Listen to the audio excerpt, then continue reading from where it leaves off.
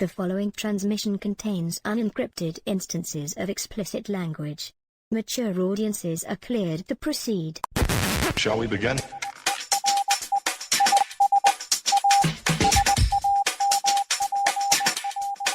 Let's begin. When we talk about drama, we're principally interested in human relationships. This is why nearly all spy entertainment media focuses on human intelligence. It's a very rare story that gives as much love and attention to the more technical aspects of intelligence, such as signals, imagery, and communications monitoring. I'm Todd. And I'm Dave, and we like to talk about spy movies. Australia's Pine Gap miniseries is such a story, and we're excited to talk about it. This time joined by author and retired intelligence officer Francis Hamit on this episode of Spies Like Us. This time around, we're talking about a 2018 limited series, 6 episodes. Comes to us from Australian television, but Netflix picked it up. The events are contemporary. In this case, that means current as all fuck out. The broad political background we've got here is U.S. versus China, and specifically about the U.S.-Australian alliance. Featured agencies are the NSA and ASIS, Australian Security Intelligence Service, and that is similar to the CIA in scope and function. You want to tell us something about the facility that we're at here? Yeah, it's a kind of radio and cellular and kind of any communications listening facility called Pine Gap inside of Australia, which is pretty much what we'll be focusing on because that's what the show is named after. It's jointly run by the CIA, NSA, and the NRO, which is the National Reconnaissance Office. We're not sure where some of the characters get their paychecks from, but there is one that we're pretty sure had a CIA backstory. But there's definitely a lot of talk between Pine Gap and Langley, and a number of different agencies are mentioned. We've also got Chinese intelligence operations, which are very important to the plot. Although we don't see them in the show, we see a guy we believe is working with Chinese intelligence. His activities are just mostly hinted at instead of broadly displayed. And one fictional group, not an intelligence group, but just one fictional group I thought I'd mention, the terrorist group, is pronounced Shoddy Nora in the show. For some reason, the subtitles spell it out, Sbadinata, Sbadinata, something like that. I found some plot synopses for the show online that referred to them as the Rohingya, which is an actual ethnic group, and their Arakan Rohingya Salvation Army does operate in the area we're talking about here. So what I'm guessing is that for maybe it was for just legal reasons, or maybe they just didn't want to call these people. You know what I'm saying? Maybe they're just renamed to a fictional name for some reason. Oh yeah. Well, I think the main focus of the show was the interaction between all the different agencies and the big threats. So I think they didn't want to go too deep into that. They were just like, let's just call it a terrorist group. Right. And, their classification as a terrorist group is not universally accepted. They're mostly called terrorists by, the people in that area. I don't think the U.S. or Australia have an official designation on them. So that's a good reason there, too, I guess. The show was written and created by Greg Hadrick and Felicity Packard. It's produced by Screen Time. Again, it's an Australian TV company. You're kind of upset that it doesn't look like we're going to get a season 2, right? Yeah, I looked into it, and there's a bunch of articles talking about that the door is open, but there's nothing official. And with the way the show ended, it was pretty clear they have something that they could go with if production was there. Or I guess production money or green lights, I guess. But yeah, I wanted to see more about with that nice little wink at the end. I wanted to see more with the ongoing relationship and how things were going to pan out with that giant business company guy representative. Yeah, even though the series it kind of comes to a semi-satisfying conclusion, especially if you like conclusions that are a little, open to interpretation. But there are a lot of things that they set in motion that definitely could have come out in like further exploration. One note on that, even though like we do highly praise the show's realism, I think the single biggest knock on the realism of this show is just how much shit goes down in 1 week. Like how much separate kind of, even like not really directly related stuff. Yeah, it was pretty fast paced, and definitely kind of had you like wondering what was going to happen next. Right. But with, like, I think like, I don't know, 5 or 6 kind of intrigue related storylines going on at once. Like it's hard for me to imagine a sequel. Like, what are they going to have another week that's that exciting? And then it starts stretching my suspension of disbelief at some point. We like the cast just fine. I love the fact that our main American guy looks so much like young Obama, and we're not the only ones that see the resemblance. Parker Sawyers has appeared as Barack Obama in the past. He was in a 2016 movie, Southside with You. Yeah, that's like the first thought you have when you see him on screen. It's like, wait, is that like a young Obama?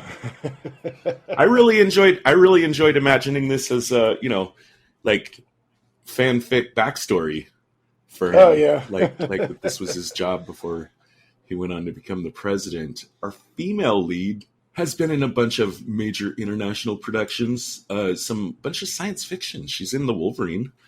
She's in something called Infinity, and she also appeared as Private Sarah Rosenthal in Alien Covenant. I think she dies pretty early in that film. Some more science fiction credits. Ethan, played by Steve Toussaint, showed up in the Judge Dredd movie and also a Doctor Who episode. The Sylvester Stallone one or the newest one? The newer one.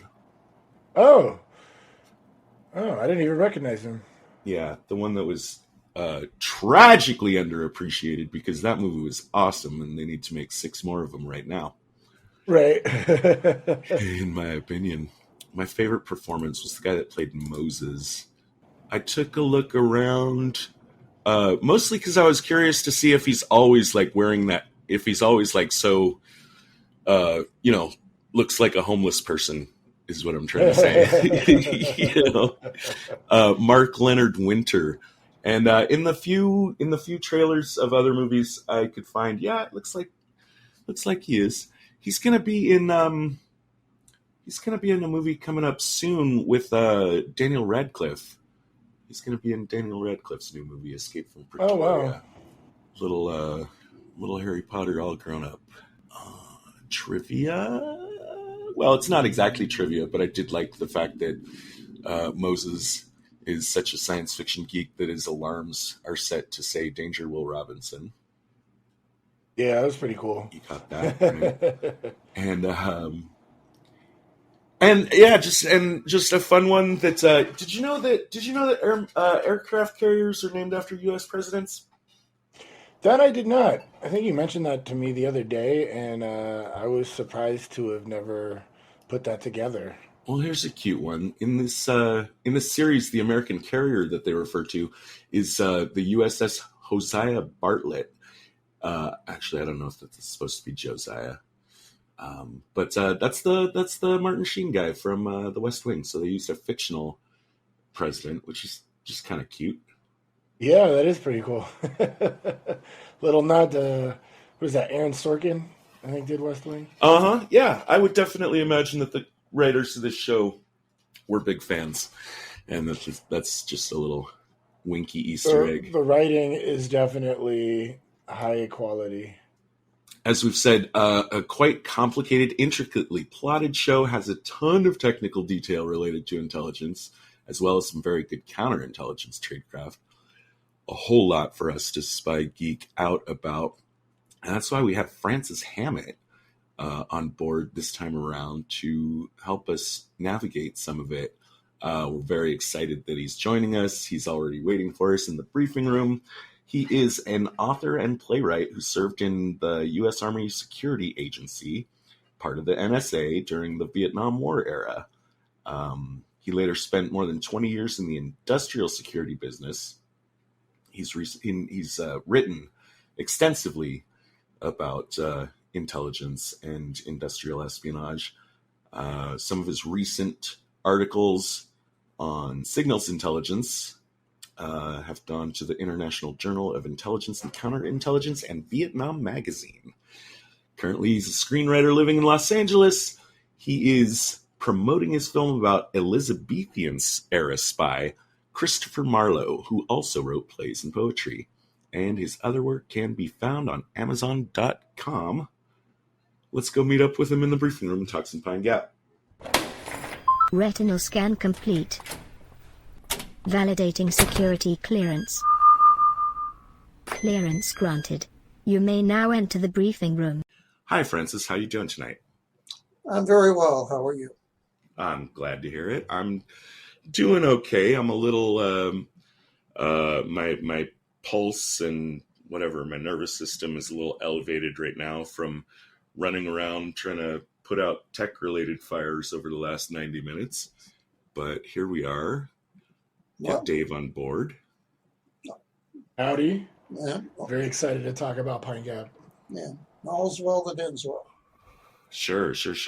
Yeah, I think, first of all, we'll just, very much thank you for bringing this series to our attention, because this is exactly the kind of stuff that David and I really like to geek out over.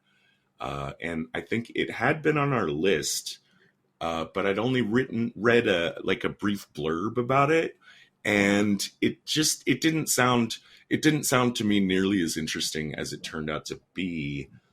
So I'm really glad that you zeroed us in on it. Well, I completely agree. I enjoyed every minute of it. Well, I've seen it three times. Start to finish. I've seen it 3 times now. I'm not tired of it. There's always something new to see in it. Yeah, for sure. Absolutely. For sure. Let's start out by talking to you a bit more about your experience. Okay.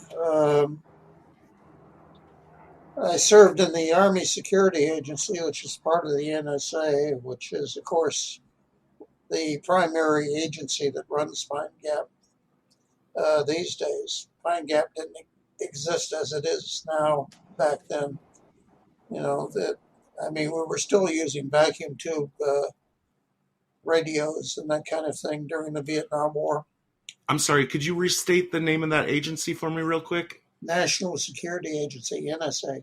Oh, yes, NSA, of course. Yeah. And I was part of the Army Security Agency, a subset thereof.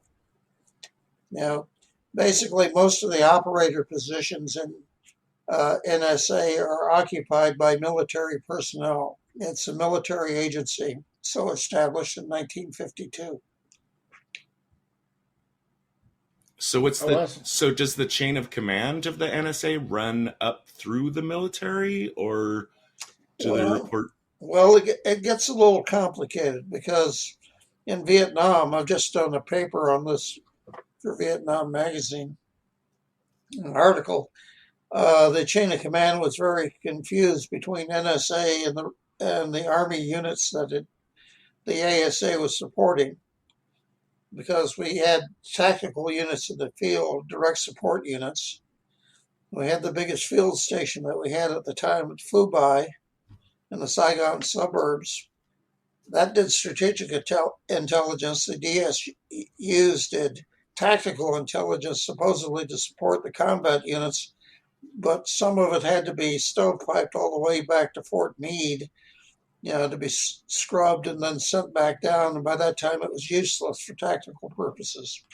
Ah, right. And that was one of the many ways that we managed to screw ourselves out of a victory in that war. Briefly, I've heard Fort Meade referenced like many times in my life, but it's not. And I realize like it's a strategically important base, but I'm not sure the exact nature of its contribution to our intelligence network. Oh, well, we have 17 intelligence agencies. NSA is the largest one. By personnel, it's also probably the most important one. With all due apologies to the CIA, they get all the good movies though, right? The CIA. Well, it's really hard to do anything exciting about copying code. It's actually a very boring kind of job. Most of the guys who enlisted in the ASA back during the Vietnam War did their 4 years and then got out. We had the lowest re-enlistment rate in the Army. And there were many reasons for that, not the least of which was the pay sucked. And, we weren't really in the Army, but we were expected to follow Army rules. And we had the White Rock problem stateside. Right. My father always said you could always tell when it was spring on an Army base because all the rocks turned white.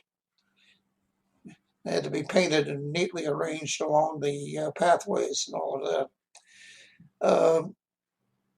Appearances counted for a great deal stateside, not so much in Vietnam. And when we get regular Army people levied in to do support positions, it was really a culture shock for them.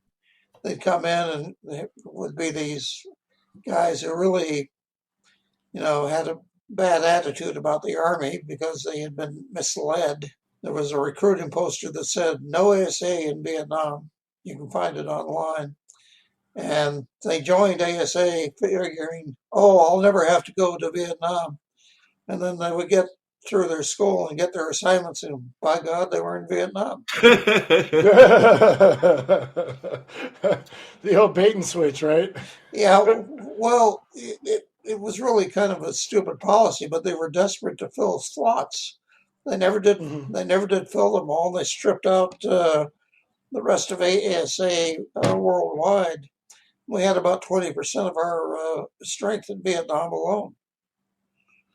Let me get this straight. I mean, I do understand. Like, so you were in the field in Vietnam, or? Yeah, I was in the 156th Aviation Company. Correct me if I'm wrong. Didn't you also do some work in Europe, in Berlin?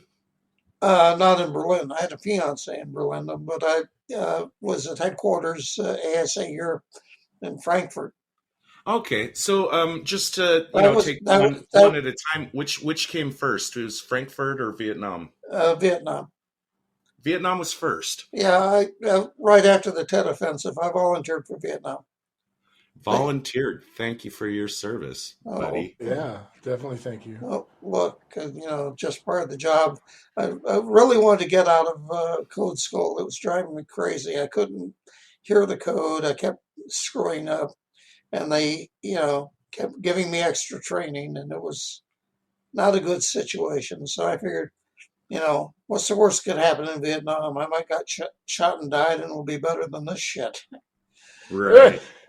So I thought, one question I might ask is what was a typical day in the life in military intelligence in Vietnam? But, you've already made it clear, like, sometimes that could be pretty dry and boring. Could I maybe ask you for an exciting war story-ish kind of thing? Now, we were one company out of 5. So we were all over Vietnam. We had a battalion. And then that battalion was subordinated to the 509th Group, which was subordinated to the 8th Radio Research Field Station. Radio Research was our alleged cover. I don't think it really fooled anybody. Well, it did fool other people in the Army and keep people away from us. We had a guy at one unit one day, a guy came by and said, "What's that RR mean?" And somebody just threw out Oh, refrigeration repair. The I next love it. the next day he shows up with a truckload of broken air conditioners. Oh my goodness. That's great. So you listened in on the signals, and then you just like would file your reports and I help identify the targets. Okay, direction finding. Basically, you find the signal, but it was all in code.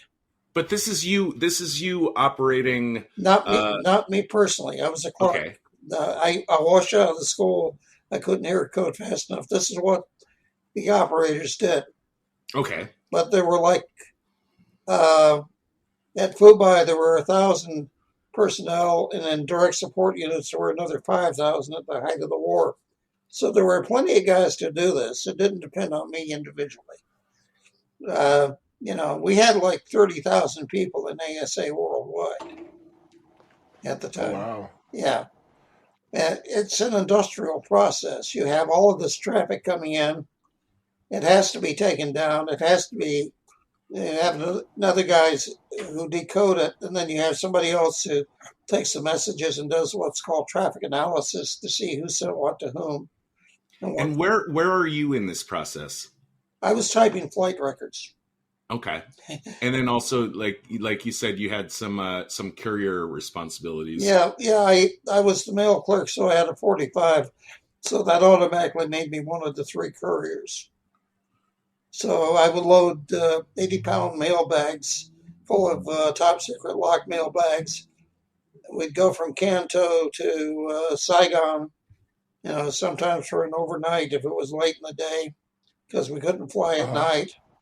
And, there's curfew at 6 p.m., so don't get too excited about that. There was no nightlife. Saigon was the safest place in the world to be at that time. There was a guy with there was a sentry on every corner. Oh wow. Yeah. Right. What about the road to and from? Well, how safe was that? And did you well, did they require you to be like combat ready? Were you required to carry a firearm or anything like that? Oh yeah, M16. Look. Everybody in ASA was a soldier. We all went through basic combat training. Top of which at Fort Devens there was a thing called the Tactical Training Course, where you picked up advanced infantry skills, and you also, if you weren't careful on the escape and evasion program, got to experience what it would be like to be interrogated under torture.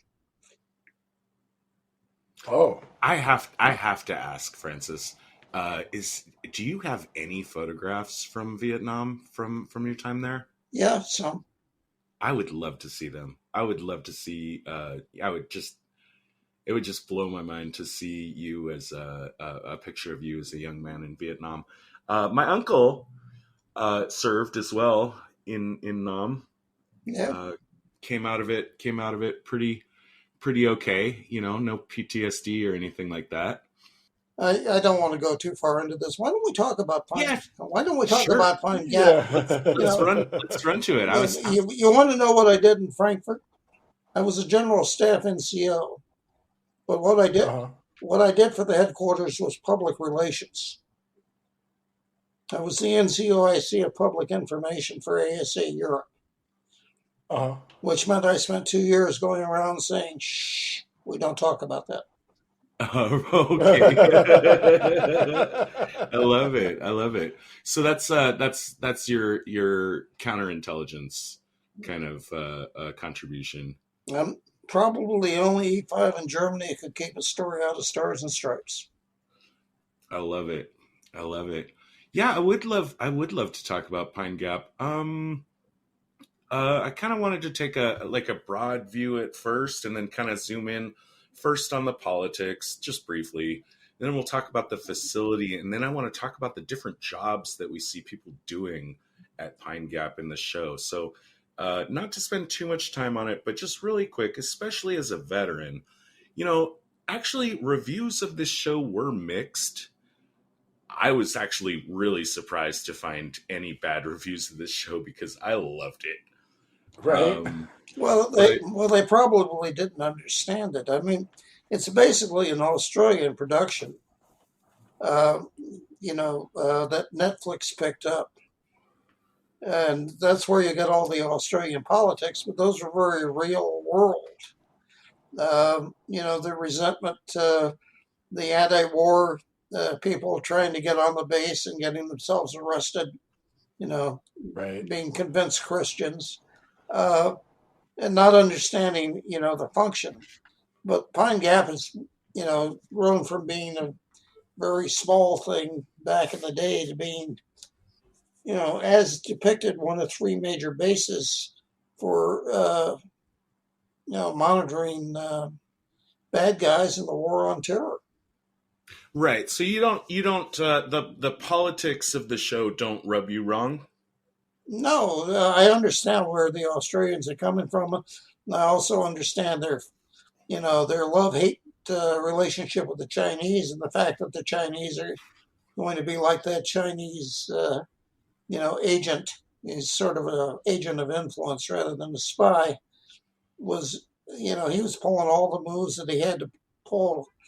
Well, the Australians contributed one small unit to the SIGINT effort in Vietnam, and they were the most effective unit there. And during World War II, they had a big SIGINT establishment, which they dismantled and buried after the war for reasons that still escape me. Starting from scratch, had to build up a major signals intelligence operation in a very short time when the war broke out. But they had been preparing for it for a long time. The North Vietnamese, on the other side of it in Vietnam, from 1947 on, they started with one French book about cryptography and built a world-class service 20 years later. So it's hard to do, and it takes a great deal of effort, and it's an industrial process, and it takes a lot of people to do it. This is why there aren't any real heroes. The politics are understandable because they're torn right out of the newspaper and the news down there. If you go on YouTube, you can find a 5-minute clip about Pine Gap by some Australian TV station where they're really exaggerating, and making it sound like much more than it is, but at the same time, they're sort of rabble-rousing. And Right. And that just is a basic reportorial error where they don't understand the situation or the context. Let's have How did you feel about the show as far as like its balance in narrative? I know it's like an Australian production, but they it seemed like they were trying to show as many angles as possible. Do you think it's really lopsided on the Australian side, or do you think they No, kind of no, got a lot of things right? no. I think well, consider, first of all, you saw a few people in the show because television doesn't admit for, platoons of people and so forth. You saw all the people on the floor there. Right. Pine Gap has 800 employees. 400 are American, 400 are Australian. Uh-huh. Everybody lives in Alice Springs, which is a few miles away, Mm-hmm. and which was this little town, which has now become sort of a major city. And Pine Gap, as stated in the TV series, is the economic support of the town. The Chinese mining company is sort of an afterthought. They're coming in there, they're going to provide jobs. They keep promising, but as the tribal leader says, you keep promising and not delivering. Well, Right. let's take a moment just in case any of our audience is listening and hasn't seen the show. Can you tell us what is Pine Gap? What is that facility? It's a field station. It's a more modern version of exactly what we had at Phu and at Udorn in Vietnam. We had the first circular array antenna, the FLIR 9, was built at Udorn to monitor Cambodia and Laos because we weren't sure that the Vietnamese were going to stick it, and we turned out to be right about that. I mean, right there in the opening credits, the show portrays Pine Gap as being one of the three most important, Yeah. at least U.S.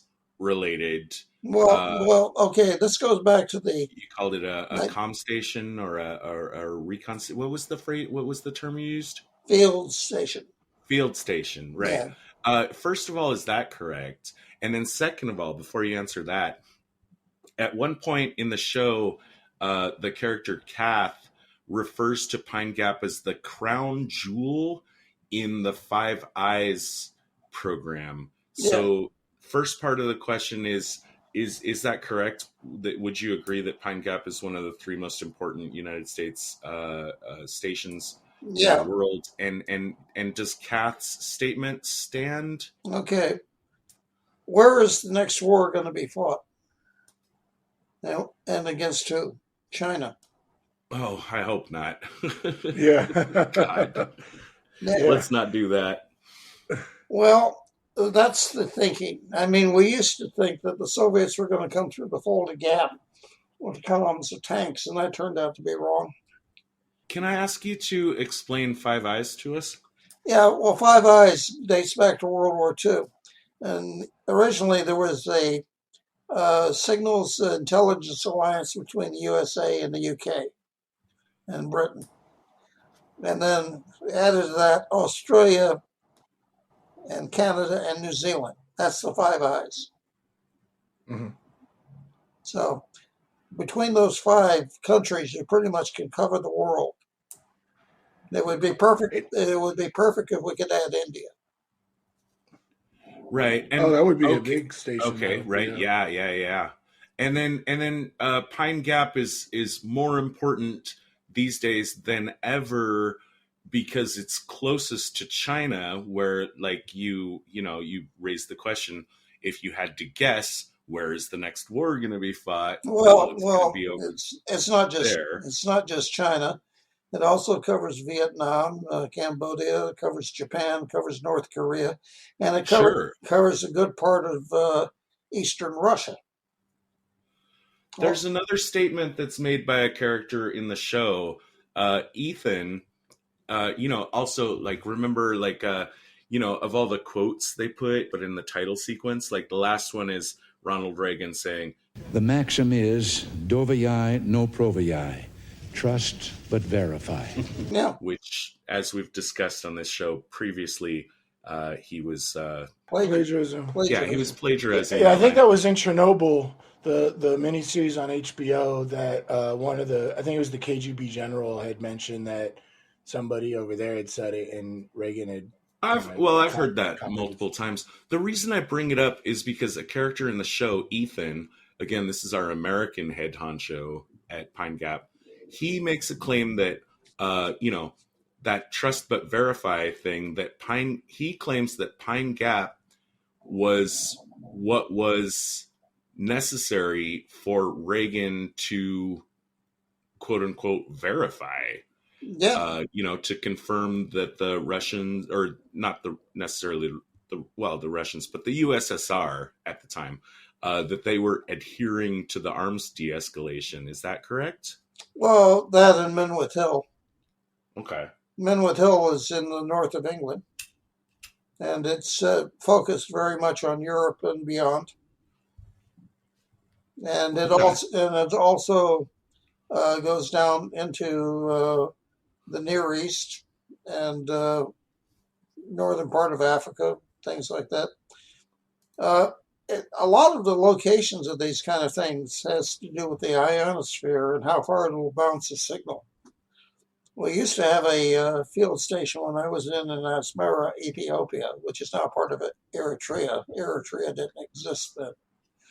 And it was a perfect place to listen to Soviet traffic. How does that work? Is that a function of distance from the equator? No, it's a function of basically the ionosphere acting as a sort of cover to the atmosphere, and the signals bouncing along the top of it.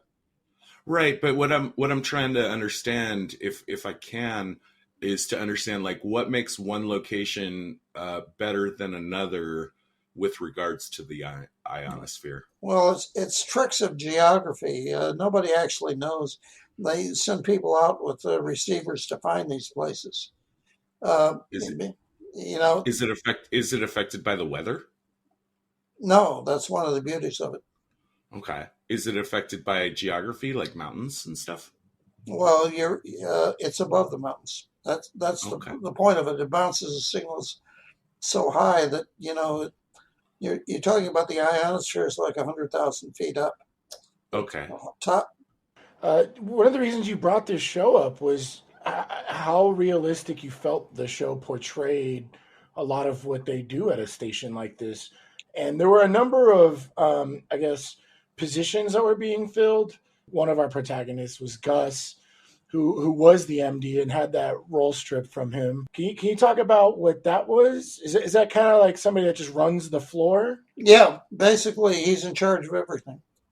And I wonder if your experience was anything like that. Was it a big open floor where everyone could talk to each other and the MD was like right in the middle where he could like say, okay. over here, I need this. Over here, I need this. Or Okay, were you all okay. like segregated into cubicles kind of stuff? Let's back up and explain the nature of compartmented projects. I had a top secret crypto security clearance. That did not mean that I had access to the operational areas. I never did. I had no reason to be there, and nobody would have ever let me into them. I was not cleared for them. I was not cleared for that information. I was not cleared for those programs, except to the extent that when I edited the annual historical reports for all the units in Europe, I was able to, in a non-classified way, to get a pretty good idea of the order of battle for Europe. And all that got me was a 10-year travel restriction. I think you had mentioned about Pine Gap that you really, really liked the counterintelligence as well as the security. Yeah, when what's that guy's name, Rudy? Yeah, Rudy. Yeah. Oh, yeah. We love us some Yeah, Rudy. he's definitely a Spies Like Us podcast favorite in the show. Well, when he lays out, it's basically education for the audience. It's what we call in the trade maid and butler dialogue. It's exposition. People that are already there already know this stuff, but he's explaining it to them again. It's going to be one of these, 6 reasons that they're betraying their country. And that was, that's always been true. Wait, I counted 4. Wait, hold on. Yeah, I think they had mice as the. So is there 2 extras that they didn't mention? Well, what did they mention? Money, ideology, compromise, and ego, which is the mice acronym. But if there's 6, please tell us the other 2. We'd love to hear that. Well, let's see. Psychosis. Oh. Yeah, and sure. And which one would apply to me? Like if I were an intelligence operative, I can tell you definitely my big vulnerability would be I would just get really drunk and just start spilling shit. Like where does just being a drunk fit on mice, on the mice scale? Probably ego. Well, it's not ideology. It's basically a personality defect. Yeah. Sorry. Oh, so probably compromise. Compromise, yeah. No, I think I think it's ego if you're just like so full of yourself that you can't help yourself from telling people about stuff. I remember this is I want to tell a sad story here. I had an employee in the quality assurance trade that he wasn't liked by anyone. A lot of the other employees came to me as their manager with complaints about him. And when I looked into it, it was mostly that he kind of just really seemed very full of himself and very keen to make up stories that inflated his own importance. Yeah. Personality defect. But I wanted to talk to him about it a bit, and he kind of said like, well, I've kind of been thinking about going into the military, and I took the time with him, trying to be sympathetic, of saying like, well, I think that actually might be an okay idea for you. And, I definitely encourage you to explore other options. 2 years later, I was approached by, I think it was it was Navy or it was Air Force. I don't remember which. But they wanted to interview me about that guy. And I was like, okay. And so I had a meeting with either a Navy or a whatever. They were just a Navy or an Air Force. I don't know what their exact role was. Probably a counterintelligence agent. Well, right. And they informed me that the reason they were interviewing me was because this individual had was up for a certain intelligence clearance. Yeah, top secret. And they wanted to ask me how I felt about that. And I felt really awful because I didn't know if this individual, like I said, he was a young man when I'd known him and discharged him like 2 years ago.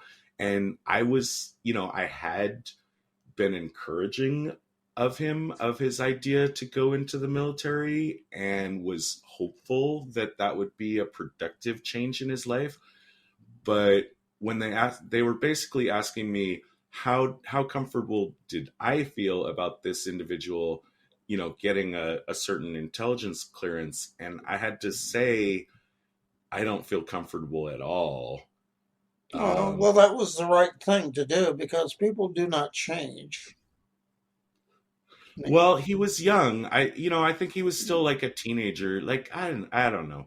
But I mean, you're right. You're right. I had to respond with the information that I had, and not what I could have guessed or hoped for the young man. Yeah. Well, the thing is that if he's in, they'll find something else for him to do. It'll be called the needs of the service, and they'll, I don't know, send him to cook school or something like that, where he can't do any harm. The example of what happens if you let that go unchecked is you get somebody like Edward Snowden in there who suddenly wants to save the world, and spills thousands upon thousands of classified documents, most of which he's never read and doesn't understand, into the public domain. So you did the right thing. Better to be safe. Well, I hope so, but I think you can also understand like my human impulse to never feel entirely comfortable about it, because I feel like I influenced that guy's life in an impactful way, and I won't ever have any direct evidence that I did do the right thing. But thank you for saying that, Francis. Well, there are all sorts of things you can do in the military. I went into military intelligence because I had always intended to, from when I was a kid. If I was in the service, that was going to be what I was going to do. I certainly wasn't going to go into the medical service corps or anything like that. My father threatened to disown me if I did that. Hi guys, it's Todd here. Unfortunately, we lost a little bit of audio at this point in the recording, and so it's just necessary for me to just jump in and mention that the next subject that we're talking about pertains to Christopher Marlowe, who was a spy in the Elizabethan era and is the subject of a film script that Francis is currently trying to shop around town. Here we go. The reason that I wrote that screenplay, or which was originally a stage play, was at the time I discovered the story about him being a spy. I was working for the Encyclopedia Britannica, doing short articles for the Micropedia. And I did all the intelligence agency stuff, and I discovered when I did MI5 and MI6 the story about him having been a spy, and I said, that's a great idea for a play.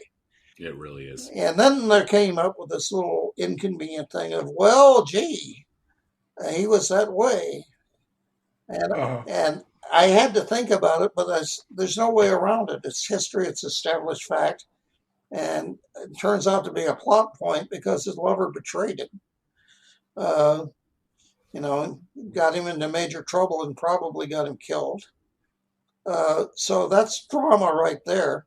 I really like that you pointed out that, not stereotyping people, and especially with that kind of orientation, because our character Rudy had that similar orientation and got compromised because of it, and he ended up being a double. But you had mentioned the counterintelligence that Rudy had pulled out as far as his investigation of who the mole was.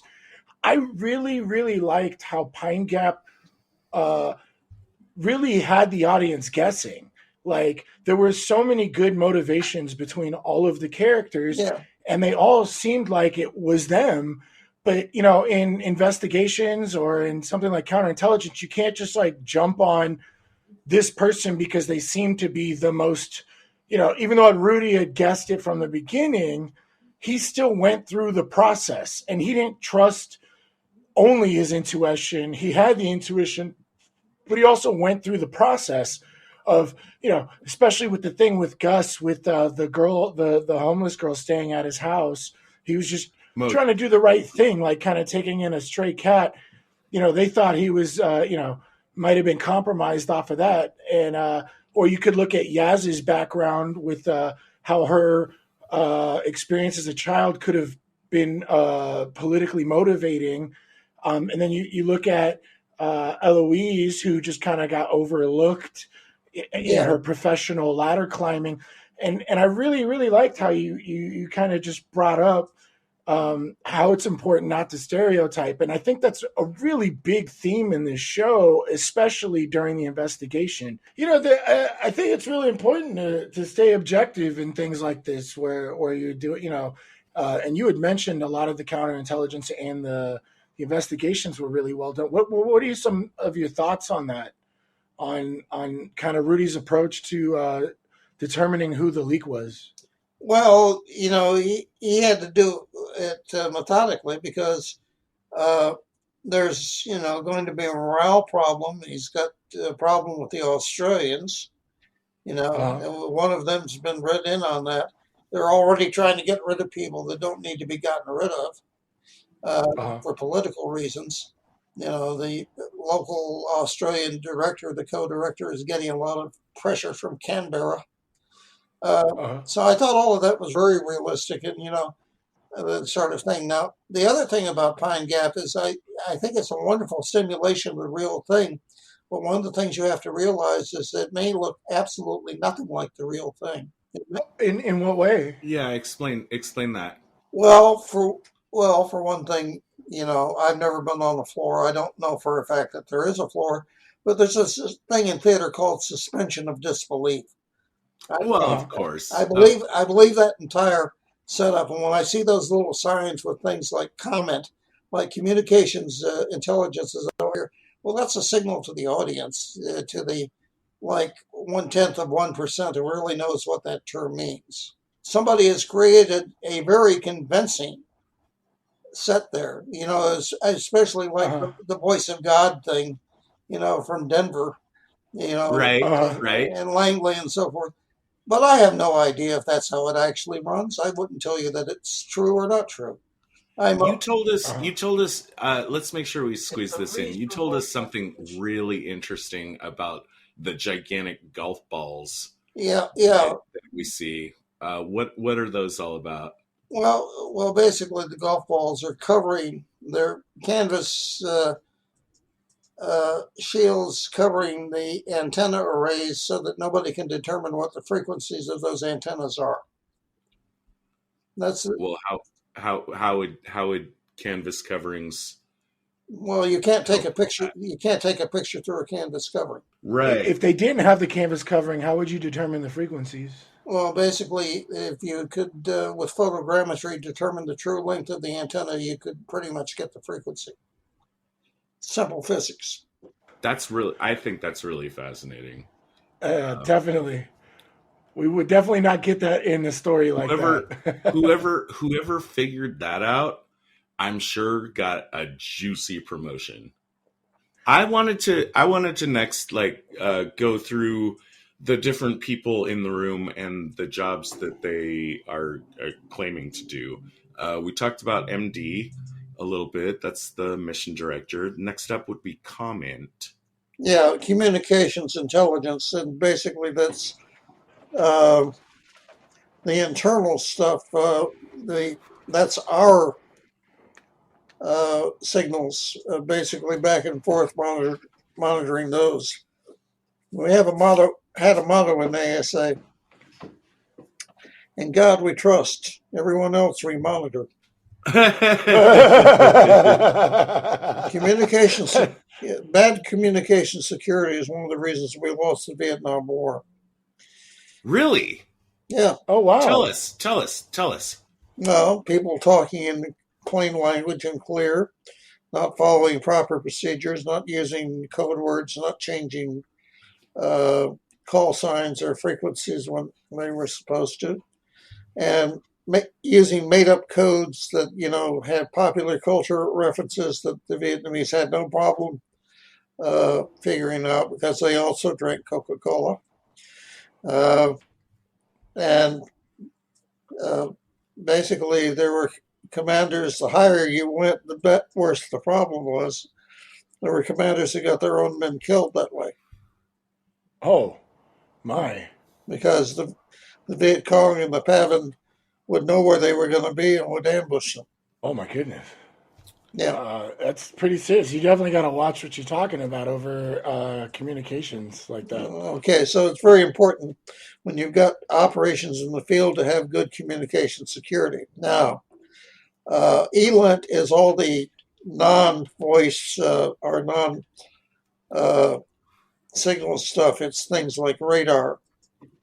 I'm sorry, that's ELINT as in ELINT? Yeah, electronic intelligence. Okay.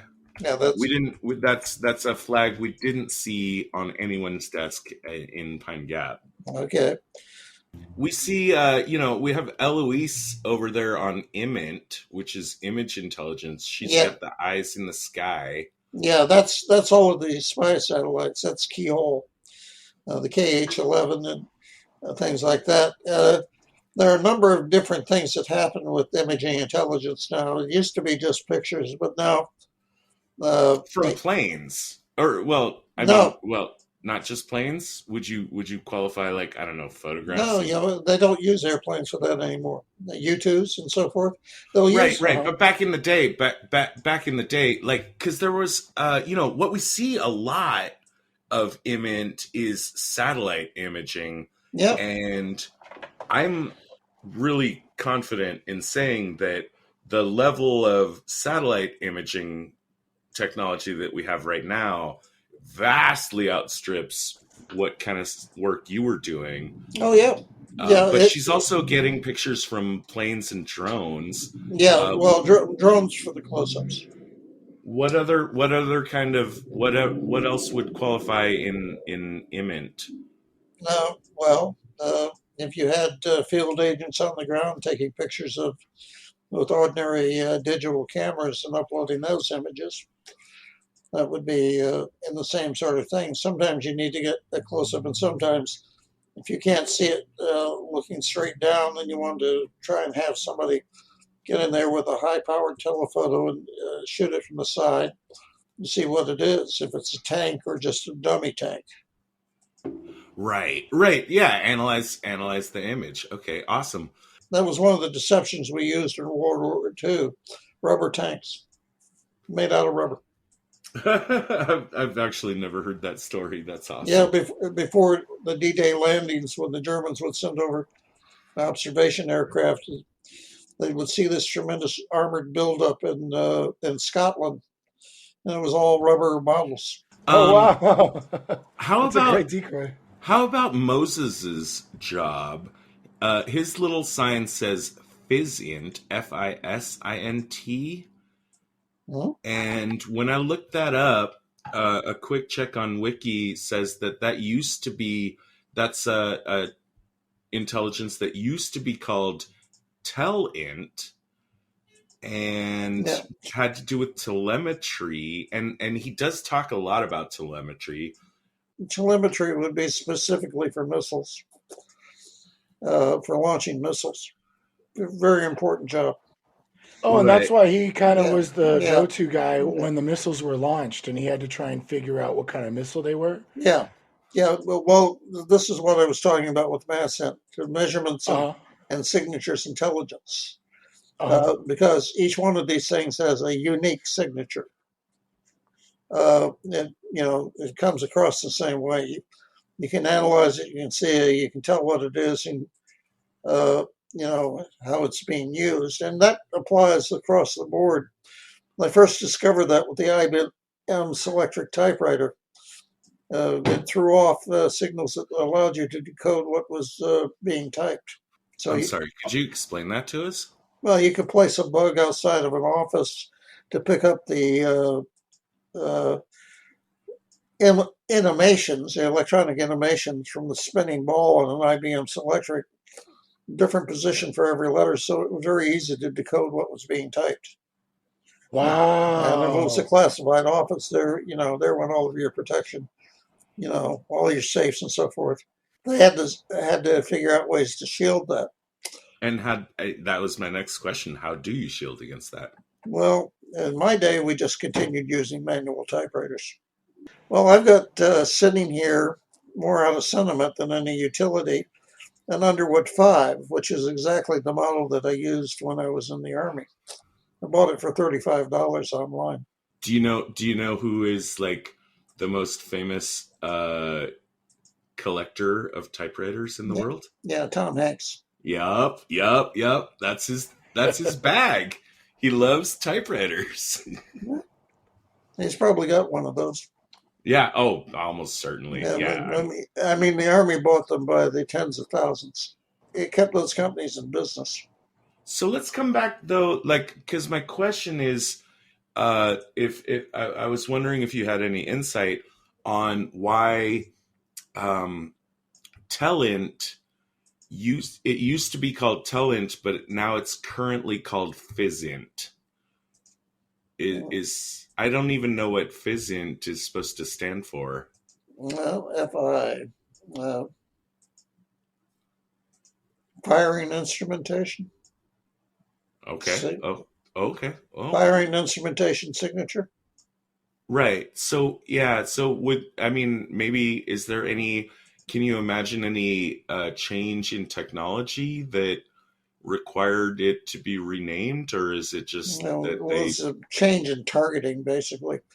You saw the thing in the paper about the North Koreans firing another missile? Yes. Over the weekend? How do you think we knew? Yes. Because we picked up the signal as they were launching. Oh, so that is very much related to mass int, where you're kind of picking up different measurements and signatures of things that are going. Yeah, it's a sub part of that. So it's kind of like a sub mass int. Because I was reading somewhere mass int was really picked up during the Cold War by reading kind of signatures of radioactive materials in certain areas to determine if certain radioactive elements were being enriched or something like that. So this would be basically more of a sub version of that, determining if something's being fired, and that's why Moses was really focused on what type of missiles were being fired. Well, the most important thing that we had in Germany in that regard when I was in was the frequency of a Russian truck starter. We knew every time they started a truck. Wow. What? Wait, what? That's amazing. Fuck you, Francis. I'm calling a bullshit card on you. You have to explain this. No, it's very simple. It gives out a unique signature. Oh my God. Okay. So if you have an antenna directed at it, attuned to that particular frequency, you can pick up the signature. And if you have like 2 or 3 signatures, that's one thing. You have 200 or 300 signatures, that's a potential invasion. Oh my fuck. I love it. I Wow. love it. I'm losing my shit right now. I am that's peeing in that's a my nice gem. pants. that's that's incredible. I never would have even guessed that that's even possible. No, That's really, yeah. that is your tax dollars at work. Yeah, Well, I'm right. glad to know. Yeah. Sure. What about, like that reminds me, Francis, I recently listened to an episode about uh OSINT. That's open source intelligence, which Yeah. is kind of, yeah, your thoughts? Well, you do that all the time. You read the newspapers. Yes. That's what that is. Oh, right, right. Okay, so yeah, awesome. Stuff, Great. stuff that's in public published. When you put together a picture of an intelligence target, you can took all these little bits and pieces and you put all of this information together in the same sphere. And the Mm-hmm. point of Pine Gap is you have all of the heavy, high-tech stuff, but you also have all of the other things. You may notice that one of the stations on the thing is Langley. That's CIA. So CIA is tied into that Pine Gap that we saw in the series. Yes, sir. Uh-huh. Yeah. That's where their headquarters is, Langley, Virginia. This episode that I listened to about OSINT, though, like OSINT has really exploded in like the internet social media age, Yeah. where because you got, like, for instance, one of the stories they talked about was like the Russians taking back Crimea or something, Yeah. right? And of course the Soviets were like, or the Russians were like, oh, we didn't do that. But like, you can go on Facebook and you can see Russian soldiers taking selfies. Yeah. And you can look at the tanks in the background of it and get intelligence from that. Yeah. Yeah. Yeah. That's all true. And one of the problems that we have with ex-ASA guys my age is we have like about a dozen different Facebook groups, and every once in a while somebody will start talking out of school about something which is still fairly sensitive. And then I had to reassure people, that some of the stuff that I'm writing about in this article is all from stuff that has now been declassified, so we're all safe. We can't give anything away that hasn't already appeared in public. But in order to know that, you'd have to scan through 1,200 pages of material. But stuff that was previously top secret crypto, Umbra, no form. Umbra was a code word that was actually illegal to disclose to anybody. You could be court-martialed for using it in public. It meant signals intelligence channels only. And no foreign means no. You couldn't give it to any foreigners, even allies. So you had to make sure that the Brits or the Turks or whoever else was in the field station. We had a big operation in Turkey, Karamazov. I think we still do. Yeah. No, it sounds like it's a lot to keep track of what is classified and what is not, or what is classified for certain channels and what is classified for other channels. How do you keep track on that, or you just kind of just keep a tight button list? Well, the thing was that all the compartmentation, all these little fiefdoms, that was done away with. They went towards what they call fusion, which is what you see in Pine Gap, where everything's in the same room. That stuff all used to be separate, and people would guard it very jealously. And so you never got a complete picture. Well, that didn't work. When did that change come around, do you think? In the 80s. Okay. Yeah. So end of the Cold War, because we generally mark the end of the Cold War as like 1990. Would you agree with that? Yeah, when the Soviet Union collapsed, that's pretty much it, except for one thing. That was a hiatus, and it's back on now. What do you think? It's back. Well, it's back in a new take a look new version. Yeah, we'll take a look at who's running Russia. Oh Right. well, yeah. I Well, mean, KGB general, right? Yeah. Colonel. 100%. And that guy has He an was a axe to lieutenant grind. colonel. They never made a higher rank. He Oh, ma- really? Oh, so he's just kind of puffing himself up then, huh? he has a No, no. major axe to grind against the U.S. Well, let me tell you how it went.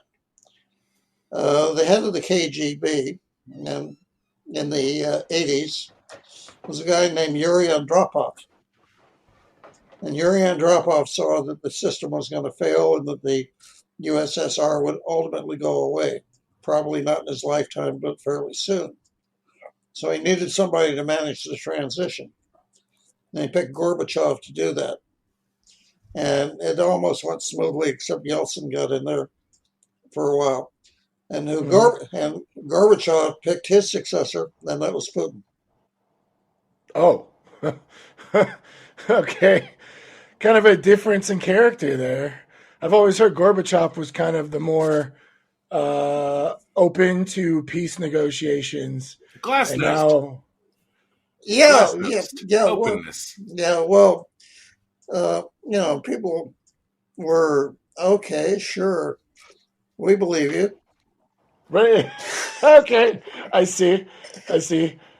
Well, what's the alternative? Maybe you can bring them over, and maybe they're sincere, but Mhm.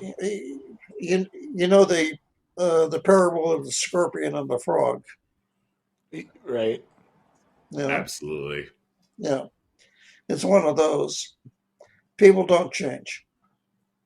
Can I ask you about there's one other sign that I see on the desks in Pine Gap, which none of the primary characters seem to be associated with.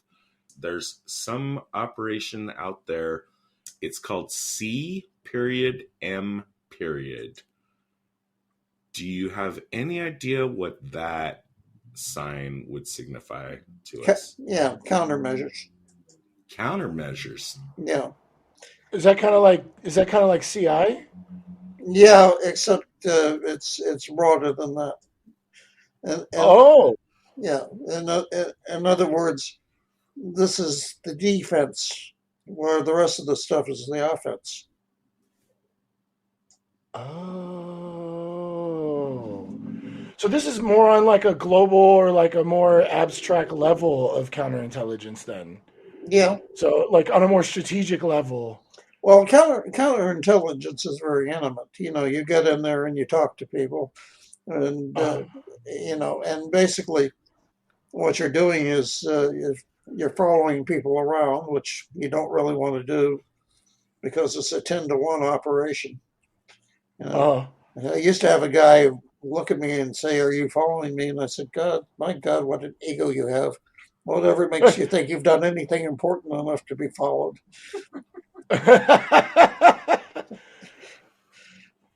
And Ooh.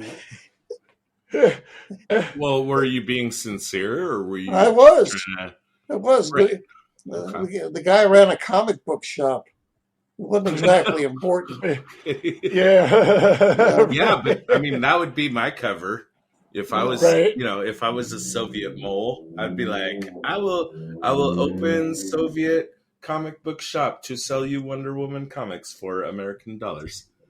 Well, actually, if you look around the valley, you see these rather interesting little businesses which never seem to be open. And I think a lot of them are covered for foreign agents, but not necessarily the Russians. There's also the Chinese and the Iranians, and I know a number of them are in the marijuana do you remember where Laurel Plaza used to be? Yep. Just down on Laurel Canyon, there was that little mini mart with that bank, and it was like a giant part over by you remember United Artists Theater? Do you remember that? Yep. That whole place is like run down. All the windows are blacked out, with maybe an exception of like 2 or 3 businesses that are actually businesses. But I've heard that they're running that they're growing there. Is that something like you're talking about, or are you saying there might be something else where it's here's a business and they're No, it'd be somebody who would have repairs watches. Oh, Think about it. There, just like in what was that? What movie did you? Argo Argo. is where I was Argo. going with that. Yeah. Okay, There was also Atomic Blind, the jeweler. before I mention Argo, though, like, just, like, we all live in the valley, and, like, yeah, I mean, there's certain establishments that man, I feel like I'm gonna sound like such a fucking racist if I say this, but, like, there are some pizza joints in the valley that I strongly suspect as being covers for the mob because they're never open, but they're always there, and there's always traffic going in and out of, like, the back doors. That's all I'm gonna say. Yeah, well, that's not racist. That's just observational. No, I came across an auto shop, which I thought was a little suspect because all of the mechanics are sitting in the lobby there, and they're nice, neat, clean uniforms, and they didn't seem to want my business. Oh, well, there you go. Yeah. Right. They wanted, And like, the they reason wanted to charge me $75 for looking at my problem. the reason David and I brought up Argo was, did you see that movie, Francis? No, yeah. Okay. It was brought up, like, yeah, these, it's the Iranians, right? Like, yeah, they don't necessarily have agents in the US, but they do have cousins. They do have, brothers and sisters that have jobs here on Hollywood Way. They hear stuff back, and it just, goes through that channel. It doesn't, the collection of intelligence is not always just, by, like, sworn to secrecy agents, but often just by asking your cousin, like, hey, what's going on over there? Yeah, well, let's talk about the difference between the Soviets and the Chinese back during the Cold War. Let's do. Their collection methods. The Soviets would send a submarine, and men would row ashore in the dead of night to collect a pail of sand. Okay? Mm-hmm. The Chinese simply sent everybody to the beach, and everybody came back with 1 grain of sand. The Chinese are matrix collectors. They collect everything and sort it out. Right. So they use open source extensively, and they use it enough so that they don't really need to, break into anything. They're not prone to do that. Right. Whereas the Soviets, were more adventurous, and they would do things. They had that whole thing that Obama shut down up in New Jersey. That was tolerated. It was basically a SIGINT base, and where they were running some, observational agents out of, and not to make trouble. But when Obama found out that they were interfering with the election, he closed the whole thing down just to punish them. But by that time the die was cast, and there wasn't anything else he could do. And then Trump was in, and of course Trump loves the Russians. Right. And loves the Russians and loves the Russians. So what the hell do they have on him? Right. Yeah. I'm sure they definitely got some compromise on him, or ego, probably ego, right? No compromise. No, this is blackmail. Serious blackmail. Yeah, I think they. Well, I mean, we don't know. We don't know. That's my impulse. That's my impulse or my instinct. I'm speculating, but I'm not saying anything that hasn't been said by people with stars on their shoulders. Right. One of the things we didn't talk about was humming. Human intelligence, yeah. Yes. It wasn't directly talked about or pointed out in the story, but it seems to me like there was a lot going on in the background. Oh, yeah. Yeah. And one of the things that I really liked, because you had mentioned the Chinese operative, or the businessman, as we're told, but I don't know. I'm pretty sure he might have been an operative, but you think he's having an affair with the boss's wife just For fun? For fun, yeah, no, and I don't think that was an accident at all. Actually, that made my number one best tradecraft was him basically seducing the wife of No. Ethan, who's like the head American honcho at the base. Yeah, and But it's Ethan's fault because he's so tied up in his work. He neglects her, yeah, and she gets lonely. right, exactly. Stupid, stupid, stupid. Yeah, that's definitely a leak. And I actually wanted to point that out as my like number one worst tradecraft was just him neglecting his wife, because that's definitely somebody that other people would go after. I'm sure that's not the first time a high-ranking official's wife got seduced. Oh no, Uh, the Stasi had an entire program for that. They would seduce secretaries with charming young men. we don't get any direct like expository dialogue about Hamint, other than maybe talking about the leaks during the investigation. But it seems like there's a lot of Hamint going on throughout the story. What were some of your favorite moments with that, or what do you think were some great moments, or some big bungles that I guess some of the crew went through? Oh, that little bit at the end where the Chinese guys seated next to the indigenous activist, and Right. she's the one who brought the MacGuffin in with the information on it. And Hmm. you know that they are working together. Then uh, she is looking to throw all the white people out of Australia if she can, and she thinks the Chinese will help.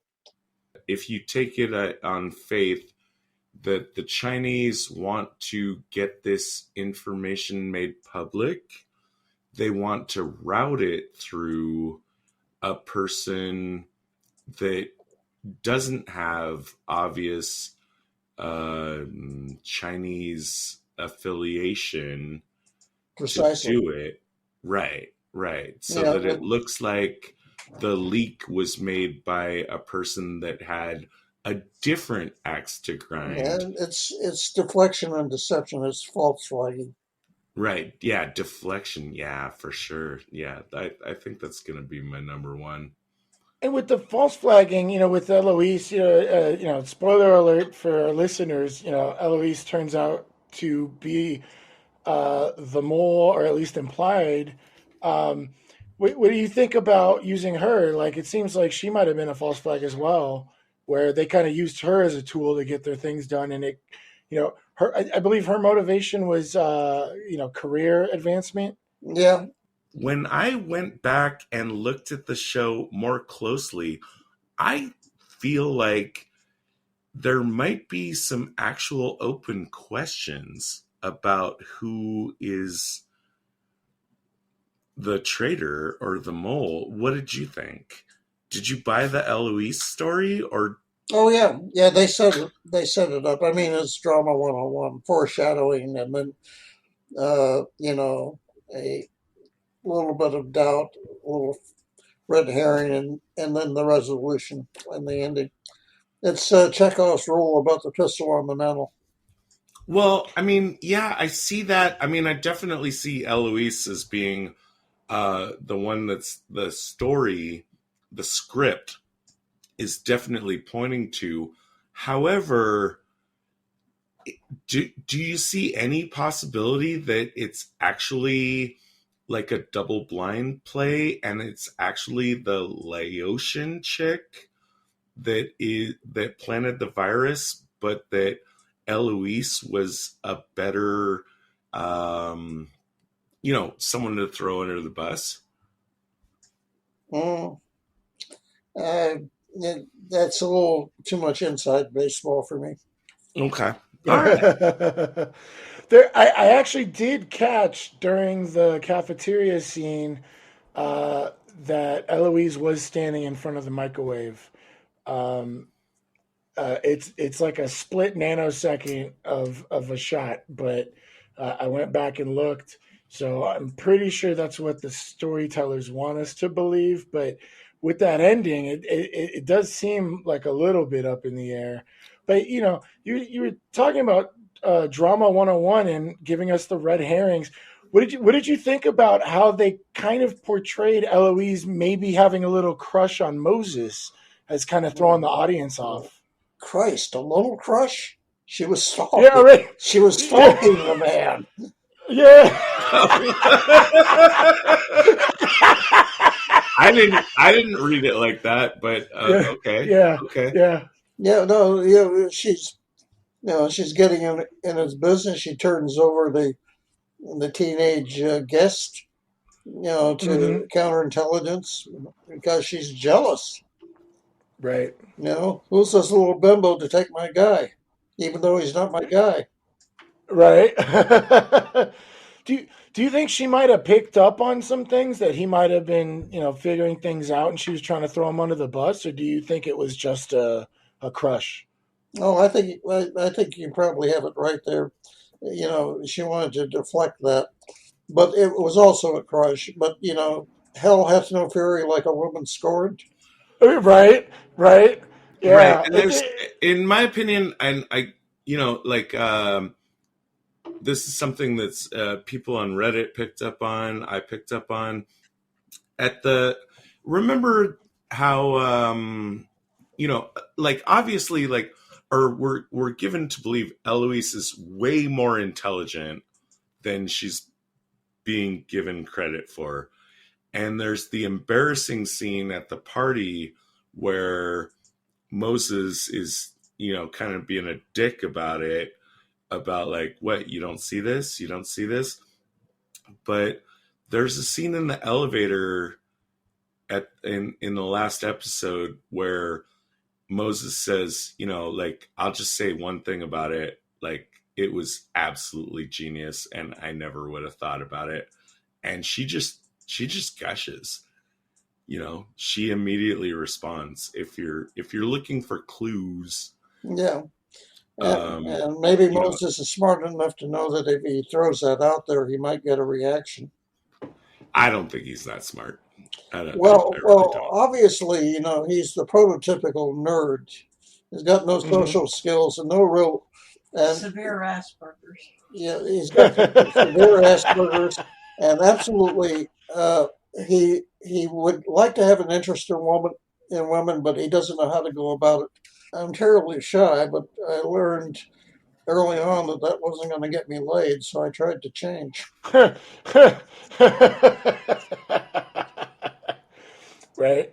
You handed me this a copy of You're a Perfect Spy, and I caught a couple of sentences, and you definitely are welcome on this show with some of the things that you wrote about. I'm really excited to actually finish this book. Well, it's a short book. It was the front end of my much longer memoir. You can Uh, find a couple of pieces on my Patreon page. You can find the piece about the top secret groundbreaking ceremony for Field Station Augsburg, which will amuse you right. because it's a clash of cultures. Uh-huh. Yeah, yeah.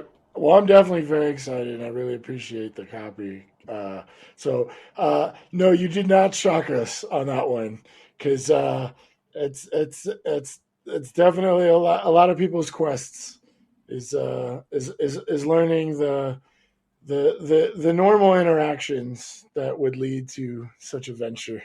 Well, what can I tell you? Everyone needs a hobby. Francis, are there any other things from Pine Gap that you wanted to talk about? Just I, so that we could get it on record, and that way we could make sure to slip it in the show. well, it's very realistic. As I said, I don't know whether or not it's real. I think that they had a lot of feedback from somebody in the Australian intelligence establishment to make it that Mm-hmm. real. Mm-hmm. And I think it is, among other things, a way of communicating to the Chinese and our other adversaries that we are watching you Right. and we can see everything that you do. Right. The whole thing with all those alphabet people in the Middle East is they have been pretty much eliminated because we have this kind of capability. Right. Absolutely. That's one thing I really definitely liked about the show is that we got to see a part of intelligence you don't get to see a lot in storytelling because it's not that exciting. But they found a way to make it really exciting. Yeah, Um, the nice thing at the end there was how the guy who was always being harassed by his father for having taken a know nothing job in Australia finally mhm. got a little of his own back when his father realized that voice. Oh, that's so fucking touching. I It was really so like that sweet. resolution. That was smart script writing. Oh yeah, Big well yeah, it's from real life. You know, Uh, some of us have fathers like that. and you can't say anything, and Oh and you well, just gotta bite the bullet, right? You know. no. You've handled classified information that over time has become declassified. Well, I've been around it. I haven't personally handled it. Like, how does it feel to you to see, like, on CNN or, whatever media outlets, like, what's the feeling that you get personally when something that you knew was going on, but you were not allowed to talk about is now like, okay, now it's okay to say Well, because it's been declassified. this has to do with the news cycle. You know, I'm also a reporter, uh, tech, Yes, sir. technical and trade magazines. One of the things that Lee and I like every once in a while is the gee whiz story about a new technology on the nightly news that is something that I covered 10, 15, or even 20 years before. I wrote a book on virtual reality before that was a real thing, and it was a bestseller. Uh, but, What was that book? oh, virtual reality and the exploration of cyberspace. I think you can buy a copy online, a used one for about $4. Virtual reality And the and exploration of cyberspace. no, it seems like you've done a lot of projects. You're working on a script that had a successful play. You just handed me two great books: A Perfect Spy, a memoir by Francis Hamit, and Security Matters: Essays on Industrial Security. Are there any things you really wanted to plug right now? Yeah, What? I really want to plug my Civil War spy thrillers because I've reduced the price on the print copies because they've been out there for a while and people seem to think that it's like fruit and it rots after a while, but these are still pretty good stories. Uh huh. The Shenandoah Spy is about a true story about a 17-year-old girl named Belle Boyd who joined the Confederate Army, became a spy and a scout, became very notorious for it Uh uh, huh. in 1861, 1862, gave Stonewall Jackson critical intelligence that he needed for his rally campaign. Oh Uh, wow. yeah, yeah, that's, you know, Where can we find those? Amazon. And those are the Civil War spy thrillers. Is that the title of the series? Well, the entire, I've only done two in the series. The other one is called The Queen of Washington, and Uh that's huh. about the Confederate spy Rose Greenhow, Uh who, huh. when I got into the research, I discovered she'd been spying since like 1849 or even before for the French and the British. Oh And wow. her husband was the number three guy in the State Department. Uh huh. She managed to get him fired with her machinations. And that was all because of the social scene in Washington. She was sort of the successor to Dolly Madison in arranging balls and parties and getting young men important government jobs and things like that. She was the number one spy in Washington at the early part of the war for the Confederacy, and she gave them the information that they needed to win at First Bull Run. Oh. Yeah, and she got that in various ways. She seduced Henry Wilson, the chairman of the Senate Armed Military Committee, and she seduced Captain Ellison, who was in charge of the defenses of Washington, and got from him a very important map. Hmm. And Alan Pinkerton discovered all of this, arrested her, kept her in house arrest, and then in prison until she was finally released. And they basically tortured her and they put her 8-year-old daughter in with her as part of the torture.